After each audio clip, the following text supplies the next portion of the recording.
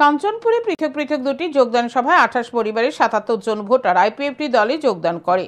এডিসির village কমিটির নির্বাচনকে পাখির চোখ করে ময়দানে ঝাঁপিয়ে পড়েছে বিভিন্ন রাজনৈতিক দলগুলি। কাঞ্চনপুরের প্রত্যন্ত এলাকাগুলিতে এবার তিপ্রামথা ভোট ব্যাংকে থাবা বসাতে শুরু করেছে আইপিএফটি। কাঞ্চনপুর বিধানসভা কেন্দ্রের অন্তর্গত আনন্দবাজার এলাকায় পৃথক পৃথক দুটি যোগদান সভার আয়োজন করা হয়।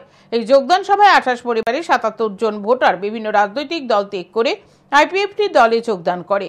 এই যোগদান সভায় উপস্থিত ছিলেন আইপিএফটির কেন্দ্রীয় কমিটির সাংগঠনিক সম্পাদক উদার রাম রিয়াং, আইপিএফটির কাঞ্চনপুর অঞ্চল কমিটির সম্পাদক অল মোহন রিয়াং, সহ সভাপতি তবজি রাম রিয়াং সহ অন্যান্যরা।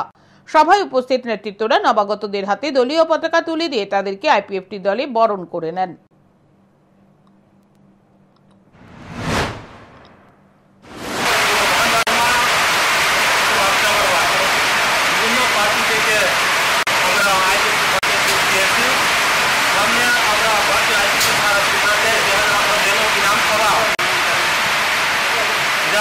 যেরকম আগ্রহ করা হয়েছে